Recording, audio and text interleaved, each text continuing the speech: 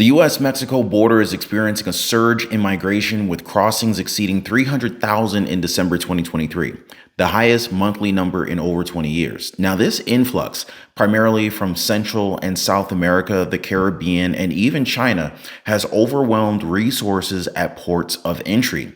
On December 17th, officials announced that they'd also be temporarily shutting down international railway crossings in Eagle Pass and El Paso, Texas.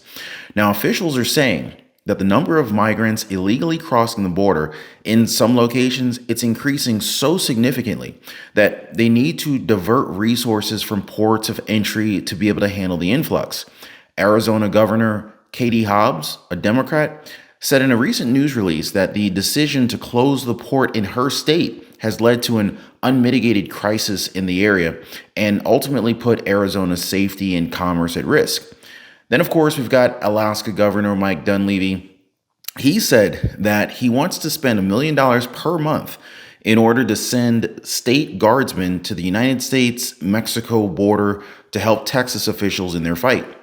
Dunleavy is part of a group of 25 Republican governors who have backed Texas Governor Greg Abbott's push to enhance security along the southern border, especially with the unprecedented influx of migrants coming into the country. Now, of course, the Federation for American Immigration Reform, or FAIR, is a nonpartisan organization. They have released an in-depth report revealing the extent of the illegal migration across all 50 states. And it shed some light on both individual taxpayers and states as a whole, and that they're all footing the bill for basically none other than due to the government inaction in this particular pressing issue. We got states like California, Texas, Florida, New York, New Jersey.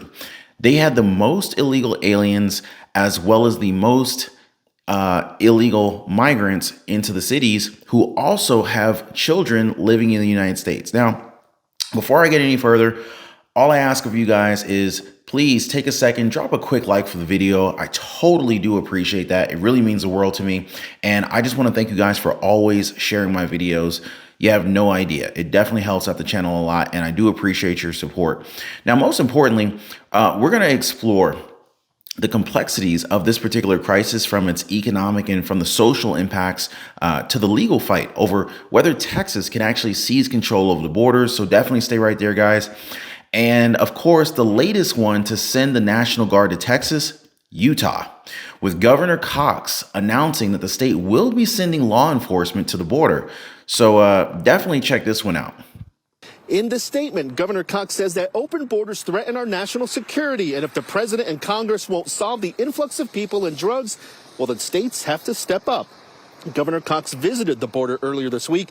The UHP crew that's going will be 5 members of its criminal interdiction team, which specializes in those drug investigations. That team will be there for a full month. The Utah National Guard team going will be there for 2 weeks, maintaining military equipment that is already there. Pretty simple mission, pretty routine for the Utah National Guard to do something like that.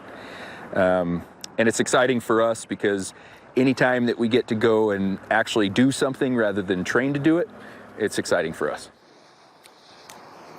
The Utah National Guard says they are just doing their job and staying out of the politics of it because the border is certainly a big one right now.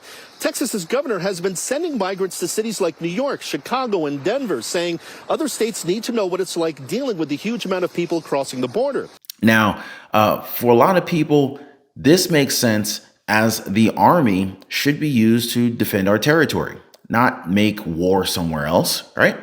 And it's undeniable. The situation is reaching a critical point. In December alone, U.S. immigration agents intercepted over 300,000 migrants attempting to cross the border, a significant increase from the previous year. Now, this marks the highest monthly record in over 2 decades. Now, let me repeat, over 2 decades, guys. The surge is predominantly migrants from Central and South America, the Caribbean, Cuba, and of course, Haiti, but Chinese migrants are emerging as the fastest growing group among them. Just last December, Officials had to temporarily close international railway crossings in Eagle Pass and El Paso, citing the overwhelming increase in illegal crossings, that they need to divert resources from ports of entry to be able to handle the influx. Then, of course, you've got Border Patrol Chief Jason Owens recently admitted that the agents are simply overwhelmed through the closures that have allowed them to reallocate staff to assist in processing migrants.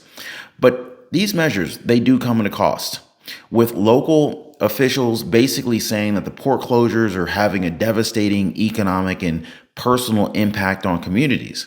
And who can blame them? Arizona Governor Katie Hobbs, she's a Democrat. She said in a news release that the decision to close the ports in her state has led to an unmitigated price crisis in the area and ultimately put Arizona's safety and commerce at risk. She said it's a consequence to our lawful trade and travel.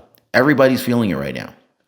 So basically, this is the situation that we're dealing with right now. And I actually got a comment from a subscriber not too long ago who actually lived in Arizona, and she was saying how frightened she is because people will actually break into their houses in the area, people who are crossing the border. This was a personal anecdotal share that she had provided. So, you know, my heart definitely goes out to people who are being directly impacted by this. We're all affected, but some people are being more affected than others.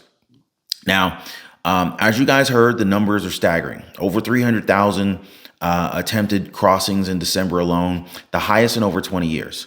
But it's not just the numbers, guys. It's the human stories behind them. It's the impact to communities, just like I mentioned, and many other stories that I haven't shared. It's the complex questions that it raises. So here's the deal. So I'm gonna go ahead and dive deep into this video. I'm gonna be sharing some information with you guys that I think you're gonna find really, really interesting. So if you haven't already, definitely hit the subscribe button, hit the like button, share this video. All of that YouTube-y stuff really helps out a lot. So governors are having to opt for militarization of our border, with Alaska Governor Mike Dunleavy saying that he wants to spend $1 million per month in order to send state guardsmen to the United States-Mexico border in order to help Texas officials in their fight.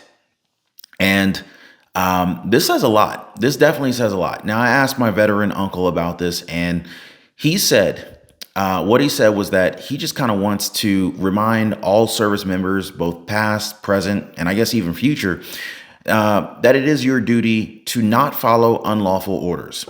He said that the oath is sworn to the Constitution, not elected officials, whether they be state governors or the president of the United States. Now, he also said, God bless America and all of those who believe in her. Amen to that, right, guys? Now, Dunleavy, he stands alongside 24 other Republican governors in backing Texas Governor Greg Abbott's endeavors to bolster security along the southern border, especially with the surge of record-breaking numbers of migrants entering the country. Now, just recently, governors from 13 states joined Abbott at the border to repudiate what they believe is federal government inaction. Arkansas, Georgia, Idaho, Indiana, Iowa, Louisiana, Mississippi, Missouri, Montana, Nebraska, New Hampshire, Texas, and even Utah. Their visits followed a group of 26 Republican state attorneys general, including Treg Taylor of Alaska, warning the Biden administration in a letter to get out of the way in the southern border battle dispute. Louisiana Governor Jeff Landry, who visited the border just recently, announced that his state would be sending National Guard troops to aid Texas, costing taxpayers an estimated $3 million. Now, according to a spokesperson for Virginia Governor Glenn Youngkin, their state already deployed approximately 100 soldiers and airmen to Texas, saying that the Biden administration's inability to curtail illegal crossings has turned every state into a border state. Wow. So what many people just kind of can't wrap their head around is, how can any sane American vote for Biden for a second term, given what he's done to our country? Now, for them, he should not even be a candidate for 2024. My question is, what do you guys think? Not surprisingly, the federal government is still in a political deadlock about this. Senate Republicans rejected a $118 billion What they call Southern Border Bill, hailed by advocates as one of the most comprehensive immigration reforms in 4 decades. Now, what's interesting is that the bill included emergency powers for the federal government to deter migrants in large numbers, changes in asylum laws, and in addition to tens of billions of dollars in foreign aid to the Ukraine, Israel, and Taiwan. Interesting how you call it a southern border deal when the majority of the money is actually going to the Ukraine and other war-related efforts overseas. But I digress. The problem, according to the critics on the conservative side, was a particular provision requiring the Department of Homeland Security, aka the DHS, to shut down the U.S. border only if migrant crossings exceed 5,000 people per day in a given week. Yeah. So, with no new legislation enacted and over 1 million migrant encounters at the U.S. border ever since the start of the fiscal year on October 1st, states like Texas, they're basically taking matters into their own hands. Texas Governor Greg Abbott, he said deployment of the state's National Guard has reduced daily encounters from a couple 100,000 or more to less than a dozen a day. But as you can imagine, this is already costing Americans a lot, okay? Now, they say that the record numbers in illegal immigration has resulted in the United States taxpayers being the burden of tens of billions of dollars going towards paying for migrants and their families. A detailed report published by the nonpartisan Federation of American Immigration Reform, aka FAIR, details the number of illegal migrants in all 50 states and how taxpayers individually and statewide are essentially subsidizing these costs because of government inaction. So, of course, you got California, Texas, Florida, New York, and New Jersey. They have the most illegal aliens as well as the most illegal aliens who also have children living in the United States. Now, the tax burden for Californians far exceeded every other state, collectively costing residents about $22.82 billion, with the cost increasing to almost $31 billion when taking into account the children. Now, Texas, who's ultimately caught up in this very serious legal battle with the federal government and President Joe Biden's administration, has endured the second highest cost, totaling $9.94 billion. The total net cost of illegal immigration on states and residents exceeds $100 billion. Now, as the organization who put this together pointed out, local and state taxpayers, they're paying the costs. Though most statutes come from the federal level, creating distance between those responsible for a policy and those who are paying for it. Now, cities across the nation are facing immense challenges in accommodating migrants, with Texas alone dispatching over 100,000 migrants to blue cities like New York, sanctuary cities, right? That's what they call them. Like New York, Chicago, Philadelphia, Denver, Los Angeles, and Washington, D.C. ever since 2022, which meanwhile, these cities, they've traditionally embraced immigrants with their sanctuary policies. That's kind of how they got their sanctuary city name. Anyway, they're now struggling with the sheer volume of arrivals. I guess Governor Greg Abbott said, hey, you guys support this stuff. You don't want to help me out down here. We're going to just start filling these buses up until y'all start complaining. So anyway, apparently it's kind of working, creating new problems, I guess. But anyway, so a major worry revolves around providing shelter, particularly during the harsh winter months. Chicago, for example, oh man, it was brutal. They ended up resorting to warming them in idle buses. Basically, buses would just keep the engines running, and yet they would keep all the migrants on the buses. And the watchdogs have ultimately raised concerns about the conditions in the shelters after a 5-year-old recently died, unfortunately. Democratic mayors are urging Congress to take action, but it's very unlikely, to say the least, especially considering the polarization of the political climate at the moment. I mean, a 5-year-old already died. I mean, this is pretty heartbreaking already. So really, the problem here is showing how broken the legal system is, really. I mean, migrants have a fundamental right, protected by both U.S. and international law to seek asylum and receive a fair hearing, just like any other citizen. However, the system of determining whether migrants qualify for asylum or other humanitarian protections upon arriving at the border is severely flawed. And this is a significant component to where the issue is coming from. There's so many people coming in right now who are not qualified, who are not seeking asylum. They're just simply taking advantage of a known loophole, and they're severely exploiting this thing. Immigration courts responsible for evaluating asylum and humanitarian claims suffer from chronic underfunding and a staggering backlog of over 2 million cases. In 2023, it took an average of more than 2 years to resolve these cases, during which migrants may be detained or even released into the U.S.